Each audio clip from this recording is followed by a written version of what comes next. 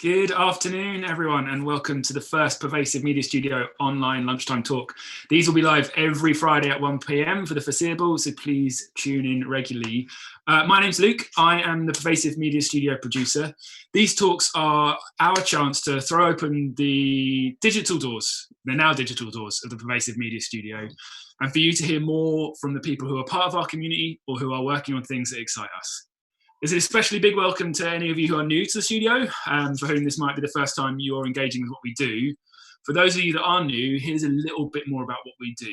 So the studio is a diverse community exploring creative technology. It's a home for ideas, early stage ideas and companies and creatives. And it's a free studio space offering desk space, meeting rooms, events and opportunities for anyone who has an idea that would flourish in a collaborative technological and creative community. That's my son crying in the background there, sorry about that. The studio itself is a safe place for artists to take risks in their practice and make time for collaboration. Sorry, it's the technical difficulties of working from home. Our lunchtime talks are a mainstay of what we would normally call Open Studio Friday, and this is our first foray into them doing sorry. This is our first foray into doing them online. I promise you that my partner is looking after my son right now. I'm not just ignoring him. It's a chance for you to hear from people who are early stages in projects when they have some curious questions they'd like to ask, or some questions that you and some questions they want to invite from you as well. So as the talk is going on, please do bear in mind things you want to ask and things you're curious to find out more about. Drop them in the chat window and we'll pick them up at the end in the Q&A. These are often from residents in the space or people who are also working in things that we're interested in. Today's one is from an existing resident at the studio. It's Malcolm Hamilton, who is the creative director of Mufti Games. He creates playful experiences to engage audiences in ideas, and he's currently developing Play Disrupt, which is a creative consultancy service using play to increase participation. As I said, there's a Q&A at the end, and with the talk running at roughly 30 minutes, we'll also be posting links to the things that Malcolm references during the talk. So if you want extended reading or to find out some more about some of the things he's talking about, you can find them in the chat window or in the copy below when the recorded version of the video is up. There is a captioned and recorded version of the video that will be available shortly after the talk is finished at this same link. Next week's talk is by our own, Watershed's own creative technologist, Martin O'Leary, who's going to talk us through the 100-year history of video calling. He'll talk about the failed attempts, the weird experiments, and the artists who tried to turn video calls into something more interesting than 2-hour networking sessions. You can get news on all our future talks by following us on @PMStudio UK or subscribing to our newsletter on the website. Don't forget to subscribe to this Watershed YouTube channel and give this video a thumbs up. For now, I'd like to hand over to the incredible Malcolm Hamilton.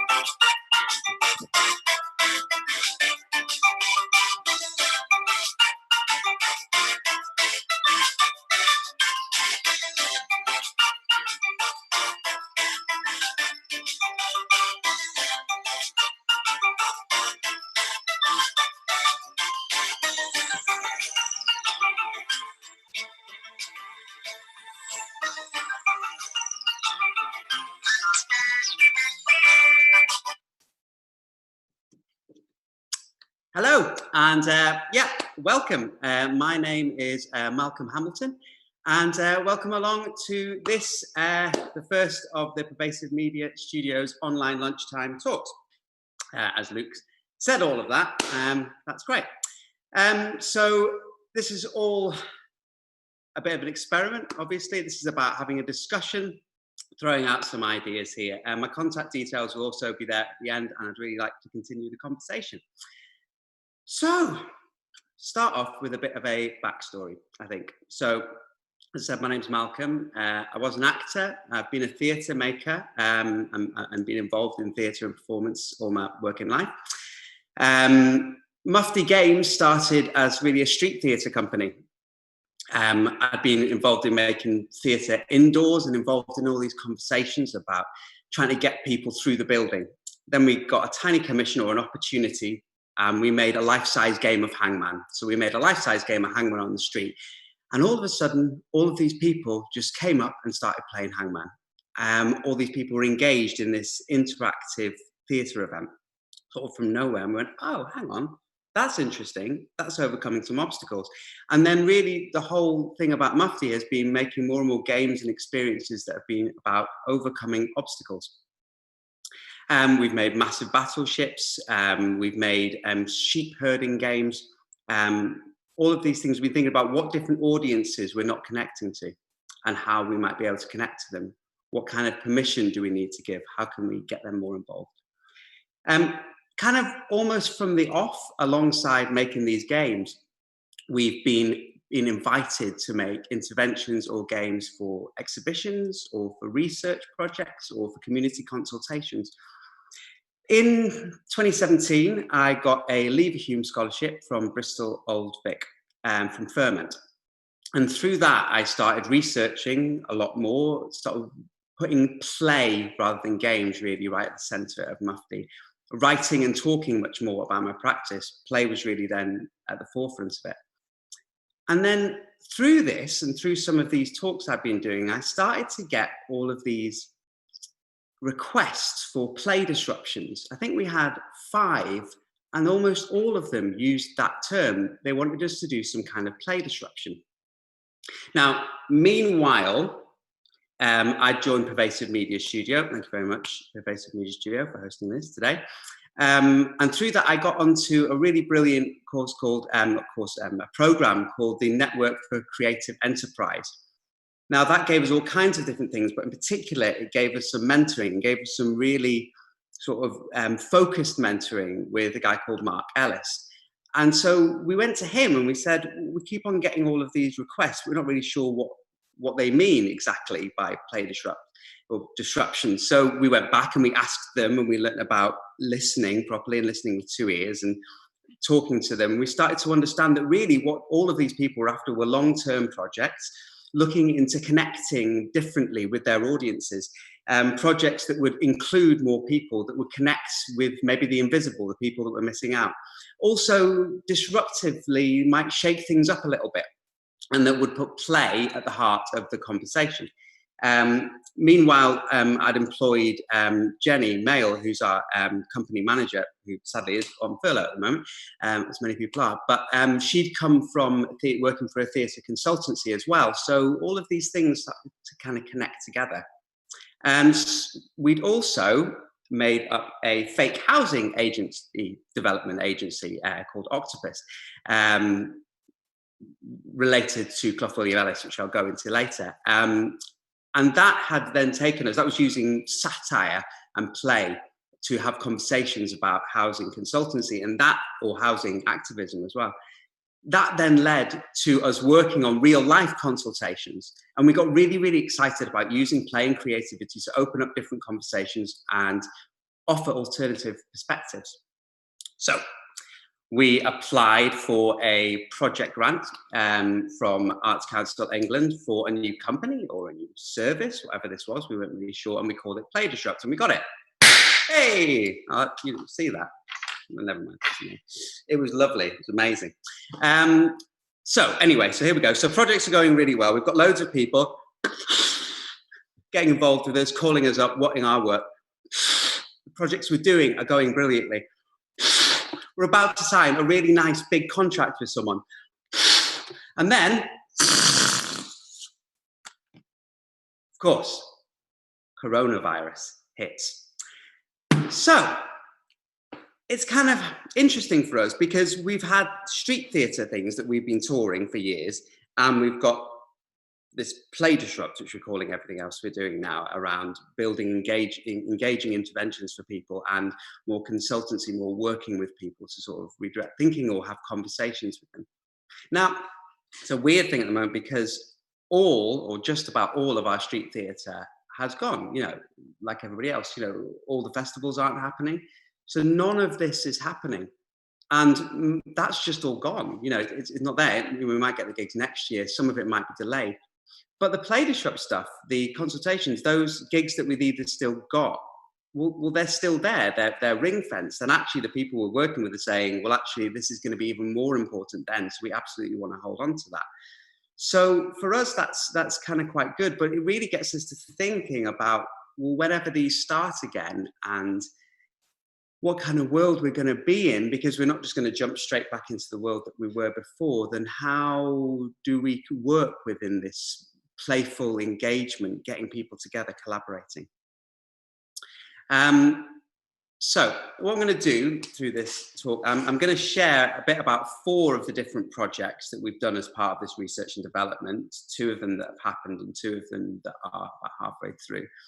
I'm going to give you a little bit of the theory and kind of what's behind it all. I'm going to look a little bit about how we might tackle these in this post-lockdown work after the Great Disruption, and just think a little bit about what this world might be and how we might play within it and how we're playing in it now. Okay, so let's start off with Civic. So the Civic Theatre in Ireland, in Tallaght, in South Dublin, was one of the first ones we worked on.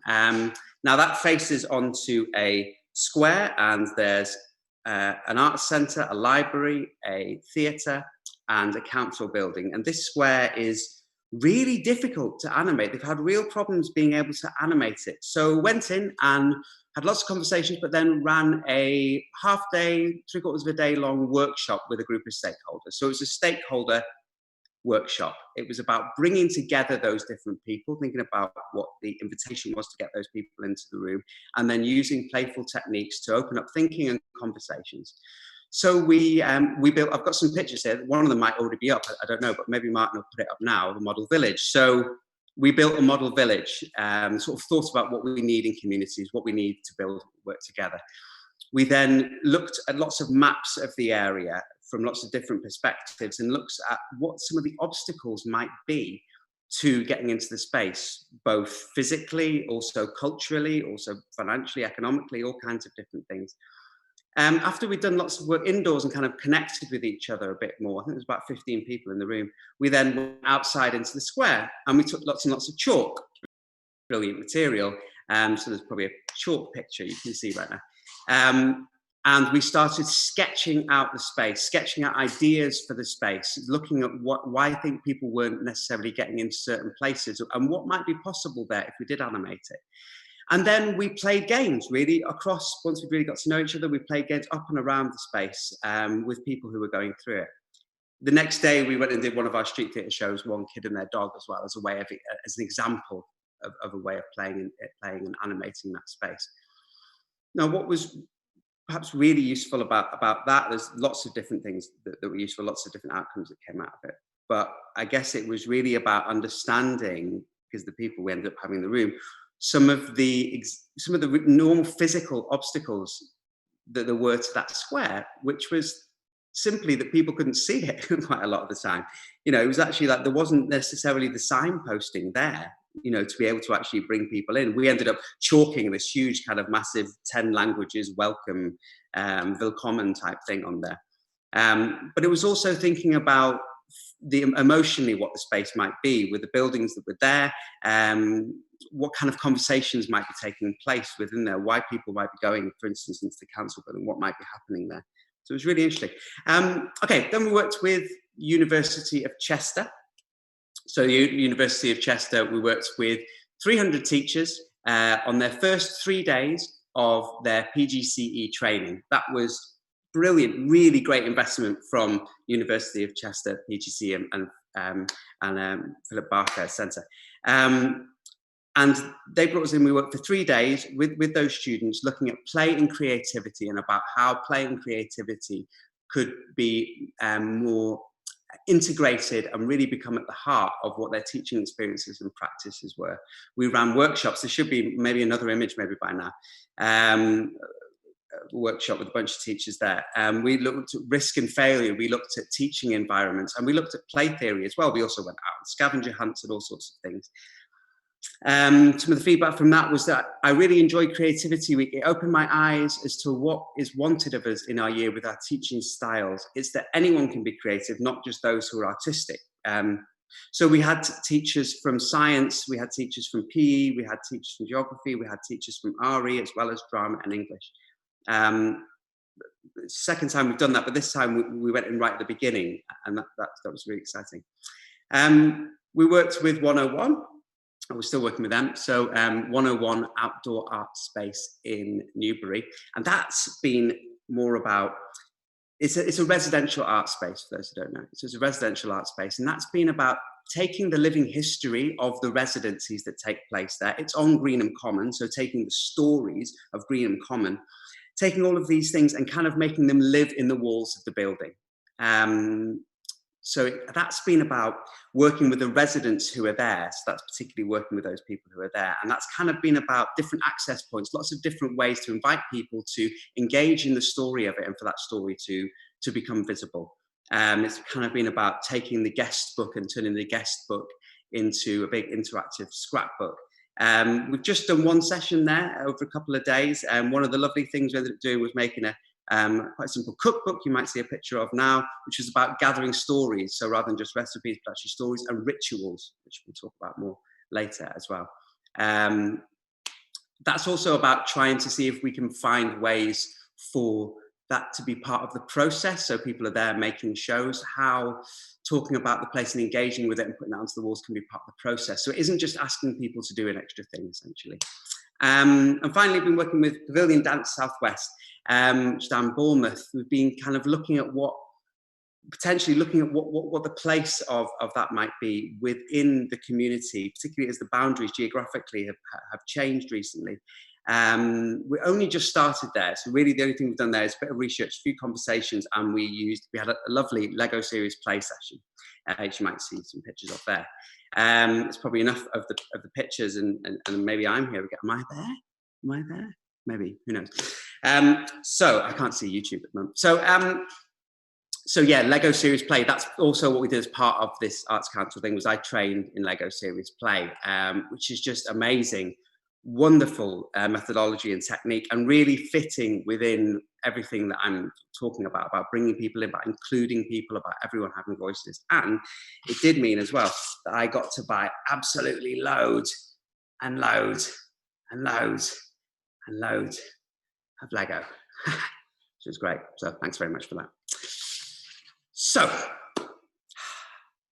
in general, we're talking about active ways to provoke and facilitate conversations, to include and support people to target wider and different demographics, but also to help clients and people to understand what obstacles might be and to help them reflect. One of the really interesting things that have already come out of it is just allowing us to come in and have that time to focus on that thing of looking at why it is these obstacles, what the obstacles might be, and why it is those obstacles might be there. Just giving somebody else that job to do that has just led to all kinds of really fascinating discoveries. So, why play? A bit of play theory. I've been reading a bit by a great guy called Brian Sutton Smith recently, and I found this quote. Play is not just fun, not just pleasurable for its own sake. Play's positive pleasure typically transfers to our feelings about the rest of our everyday existence and makes it possible to live more fully in the world, no matter how boring or painful or even dangerous ordinary reality might seem. It appears to me that in this way, play genetically refreshes or fructifies our other, more general being. So there's a lot of this, which is also about, it's about using this as a better way to perhaps connect to people, but it's also about celebrating play and celebrating creativity and showing its place in the world, about how important it is, putting that in there and saying, and making it visible as well, not hiding it. And I mean, when we come out of this mess, there's going to be a lot more strategies needed internally, externally. A lot of questions need to be asked. I mean, I'm really interested in that, kind of how we ask questions and the ways we do that. I've talked about calling our company I Hate Questionnaires, but it's not a very good name for a company. Maybe it is, who knows. And I mean, there's going to be so many of these questions. There might be a complete overload. Maybe it's not so much that I hate questionnaires, maybe I hate feedback forms. And I suppose I hate the way that they're given out, because they're almost always handed out with this kind of caveat of, look, I'm sorry. Look, we have to do this for funding, but it really helps us. If you wouldn't mind, you will win a John Lewis voucher for £5 if you can just fill this in for us. So, but we know that like that feedback and that being involved is really, really important. And people, we all want things to be better. So looking at the incentives and the way of getting people on board. Right now, for instance, I think that surveys a lot of people will probably fill them in because they want them to be better, but how are we asking those questions? And we want to ask questions better. And I want to support better answering, to not necessarily ask better questions and hope for better answers. Things about the way we ask questions, the questions that we ask, also, but the canvas also that we ask people to answer onto, and the tools that we give them to answer with. This is all really linking back to permission. So the permission to play, the permission to be involved, how you get people on board. Are they feeling comfortable with the canvas and the tools? I've written here, and I hate this phrase, but make feedback fun. So, moving on. What about after all of this, whenever this might be? How long are people going to be wary about touching things? Because quite a lot of ours has been about collaborating and bringing people into the same room and touching things. How long are we going to need to stay at social distancing, 2 meters away? I mean, we can operate like that, but the touching, getting things together, do we all need to sort of learn Harry Potter spells and do Wingardium Levioso in order to float things in front of us so that we can shape them and spin them around? Or are we going to be so kind of desperate to be with each other that we're all going to play sardines together, never letting go? So, briefly, thinking about these 4 projects, I mean, doing them in a post-lockdown world, I mean, stakeholder workshop, I mean, those are there. We've got those people once they're in the room. And this goes the same for the locked-in participants, which is what we call them teachers, which is a bit weird. But as in the people who are there, it's part of their course. They could be in the workplace, and the residents as well. They're all at the place. It's about getting them to get on board and to give some time to it. I mean, they feel possible, right? You might need bigger rooms. Maybe we need bigger rooms, or maybe we all need to be wearing PPE gear all the time, or maybe we need massive gadget arms, or maybe we just need more materials so that we can all do the same thing. A little bit like lo-fi way of playing board games over Zoom, where you're moving what the other person moves, like playing chess against yourself. Maybe so that we don't have to touch the same things. Maybe if this is outdoors as well, maybe so that we can all be outdoors, but we just need more space, we just need more provision. So maybe we just need rotors so that we can keep the right amount of people in the space. I mean, things would be a lot slower, fewer people might be able to take part. I mean, essentially, there's just all of these what ifs, there's all of this, does this mean? And then it comes to public engagement. I mean, how do you get people to talk to you on the street? So this is about getting strangers to come and talk to you about something that's on the street. And that's what quite a lot of this work is. I mean, this also goes, of course, for sales, sales on the street, door to door, maybe marketing, chuggers, street theatre, housing consultation, something we do quite a lot of. I mean, this is where problems are because, for instance, selling things, okay, you need to be there on the street. You can't sell the things on the street if you're not there. But then we get into an example of a building consultation. Now, you can build things without having a conversation, right? I mean, you don't have to have a conversation to build things, but that's really where all the problems that lie with all this, because then the buildings and our cities and our communities are the worse for it. This participation goes, then things begin to happen to us without us being involved. And what we're really fighting for and wanting to make more of is a more active, more civic community where people are more involved. And it's the same also if consultation goes completely 100%, online. It means that fewer people get their voices heard, fewer people get their voices heard, fewer people involved. And the projects aren't as good for it. And that's not what the builders and developers that we talk to and work with want. They want things that work for everyone. So how, keeping people involved and keeping them part of this conversation. So we end up with all of these, does this mean, and what if?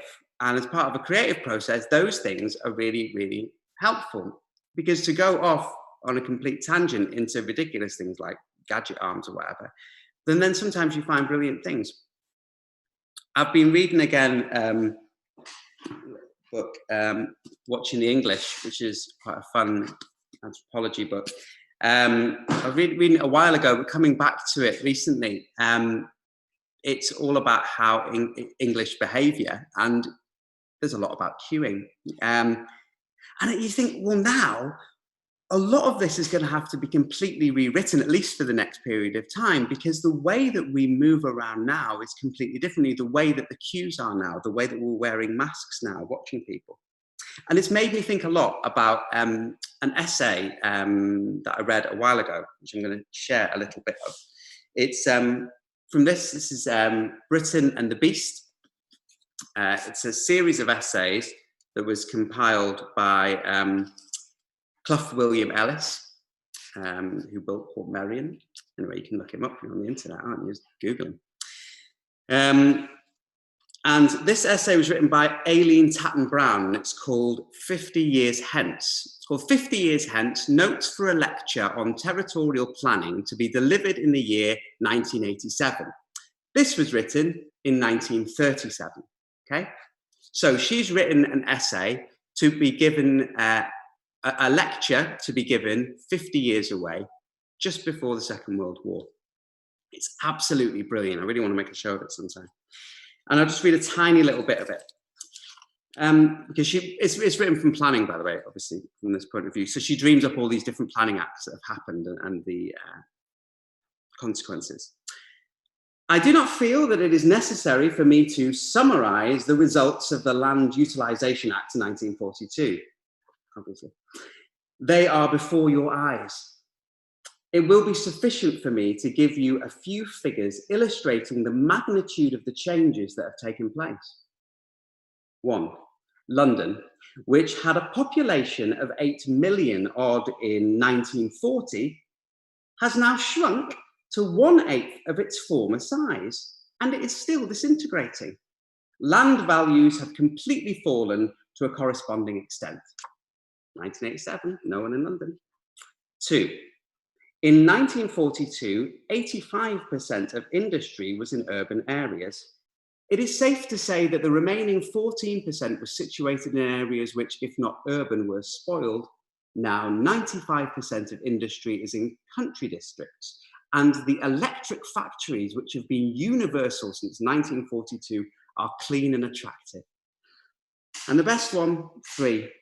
Traffic congestion is a term we do not understand here in 1987.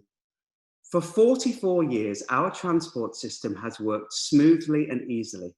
Yet in 1935, it took 60 minutes to drive the 20 miles between Marble Arch and St Albans. It took 3 hours to motor across London.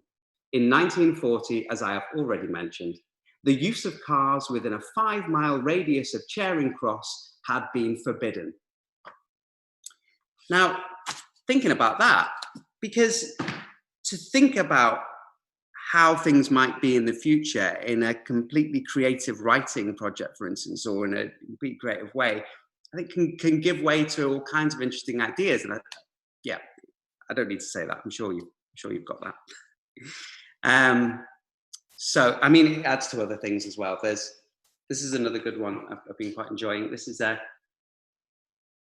Life on the Moon in, what is it, 1768. I feel like I'm doing a book review here.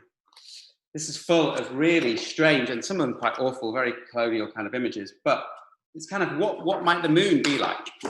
You know, you probably can't see this at all, but, you know, just loads of really strange kind of fantastical, fantasy-based images.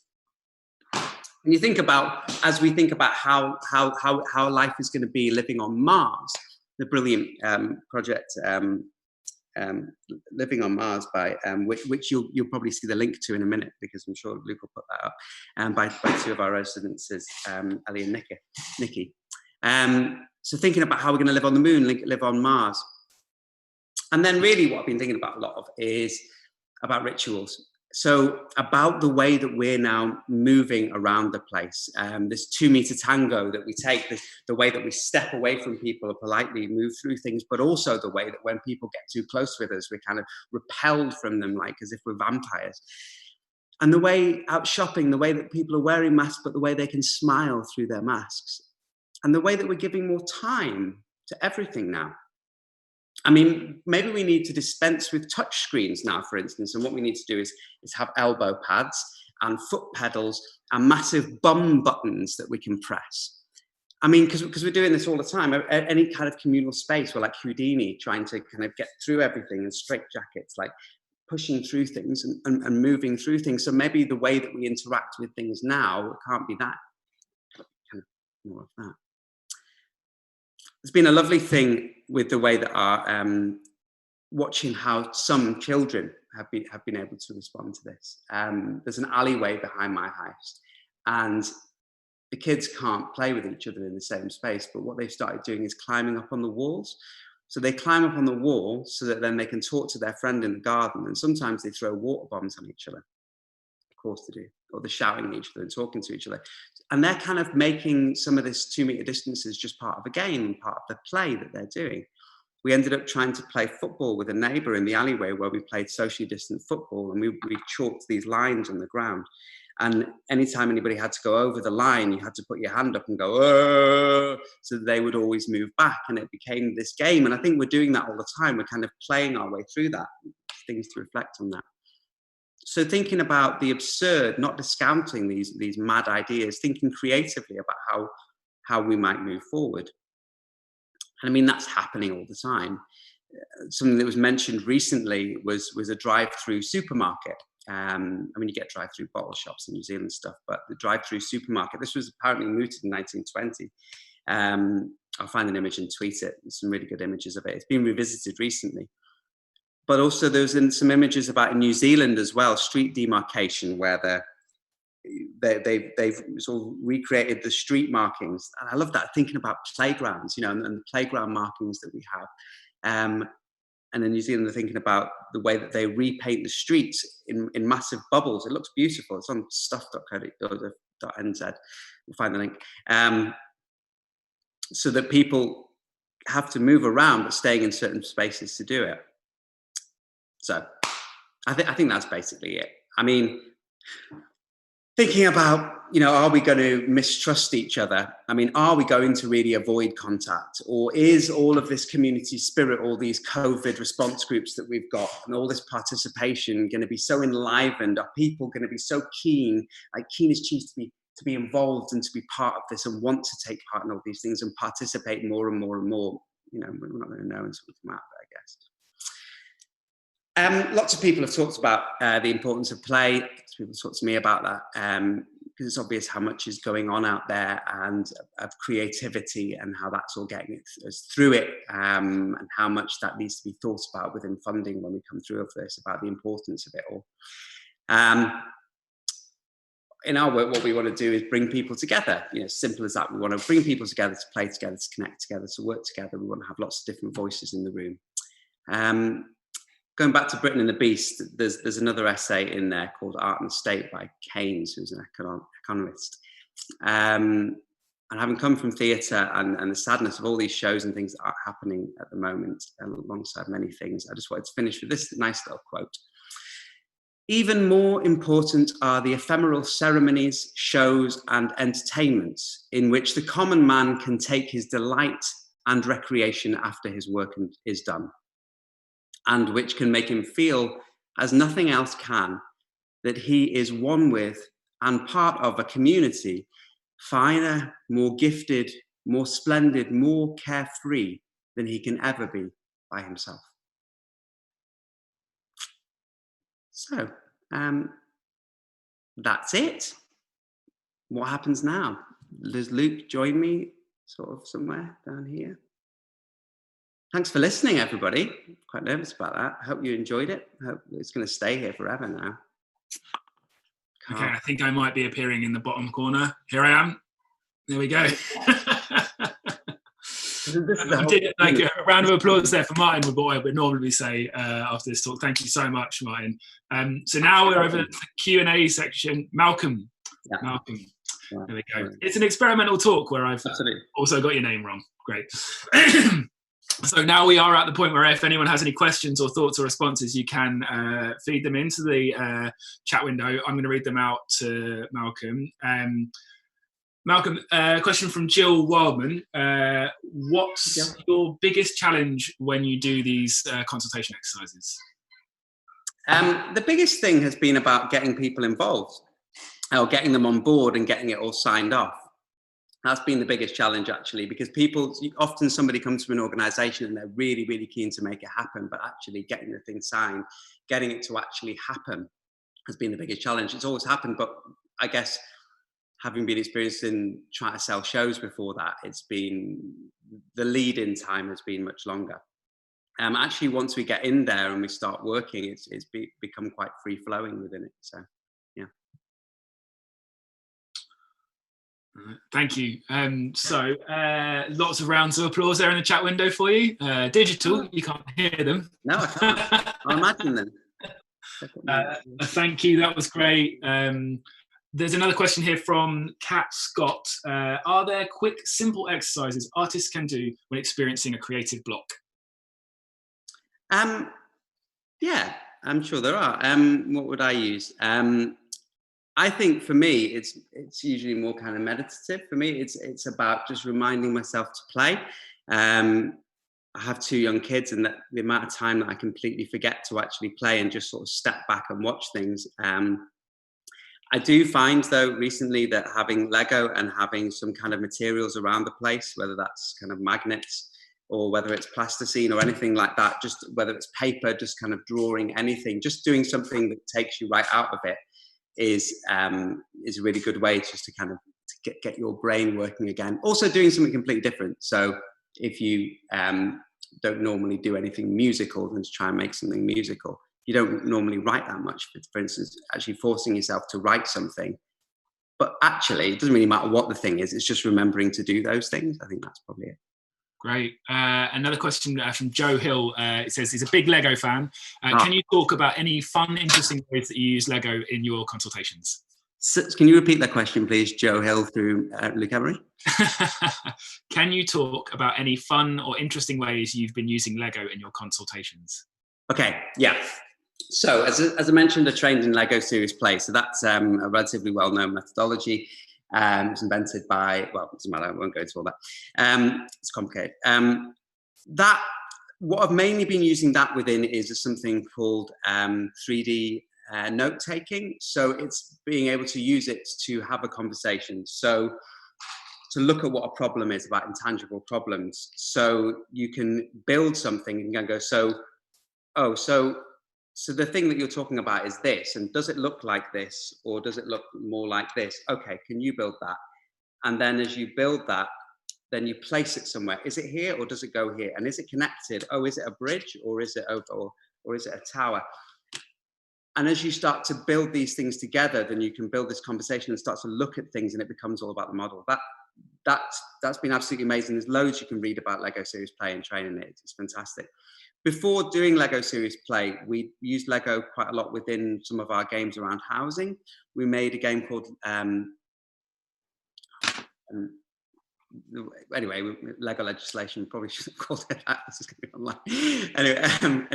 Anyway, and it was basically using Lego as a way to look at the difficulties around tenure of large developments. So we made it with a town planner.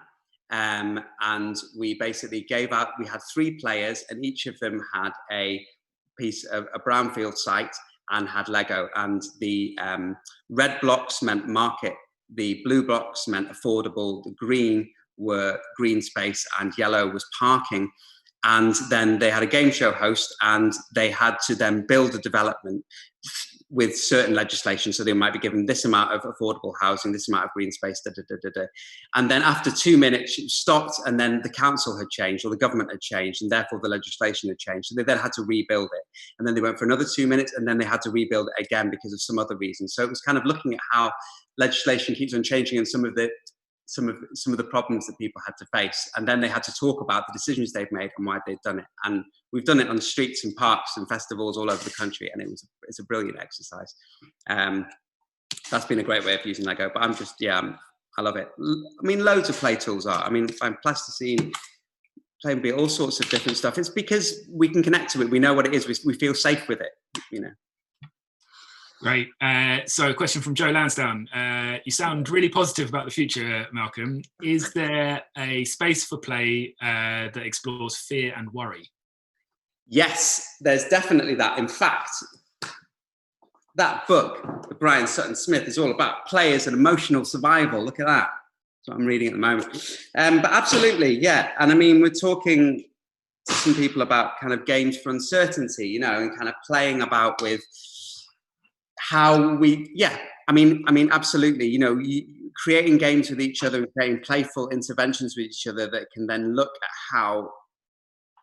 how we feel, what the problems are with things and how we feel about things and the effects that they might have on each other, I think is a brilliant way to do it. It's why you have play therapy and Lego therapy and all these things. It's about, you know, play is about being able to have a go at doing things outside of the actual doing of it. You know, it's about rehearsing sometimes in real life. That's one way of thinking about it, you know, so you can actually try out things without having to, so you can make yourself more stronger for when they're happening in the real world. So yeah, absolutely.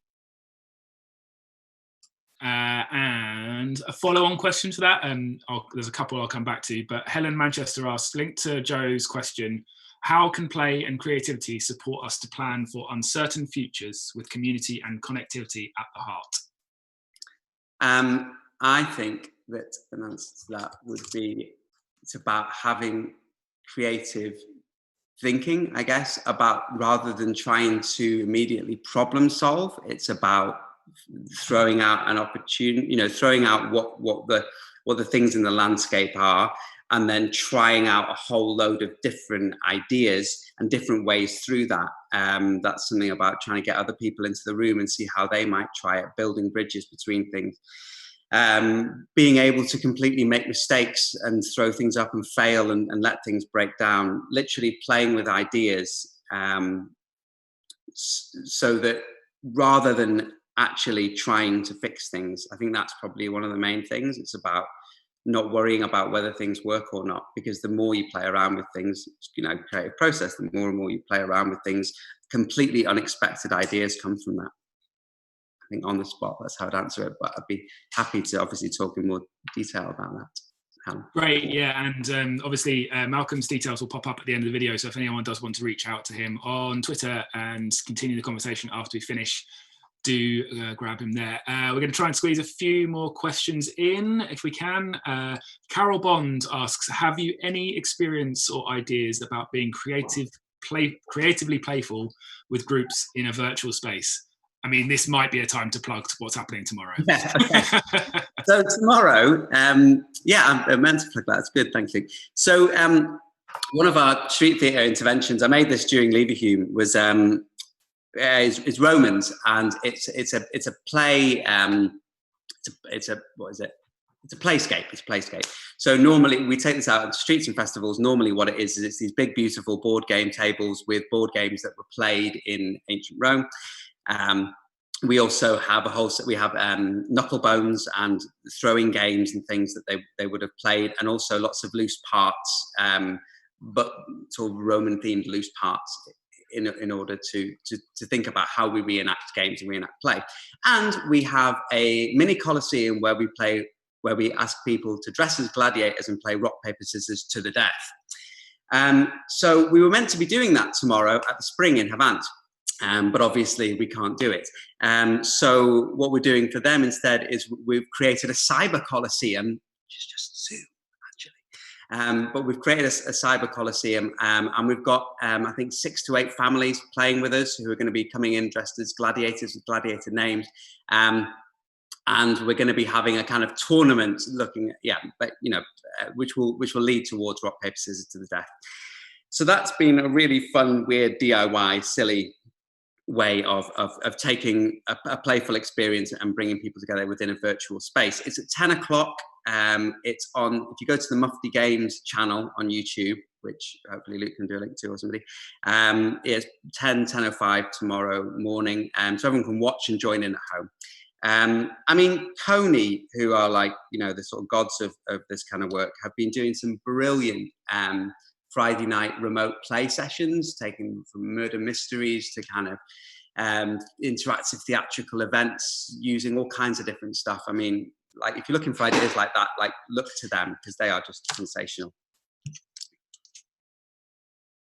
Oh, Luke, I can't hear you for some reason. You've gone muted.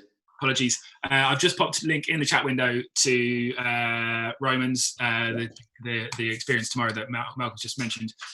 Malcolm, Emily Baldwin asks, is there a way we can continue to play and make consultation engaging online during this time? I think that there is, and it's something I'm thinking about, but honestly, I don't have an answer for that right now. I would talk about that.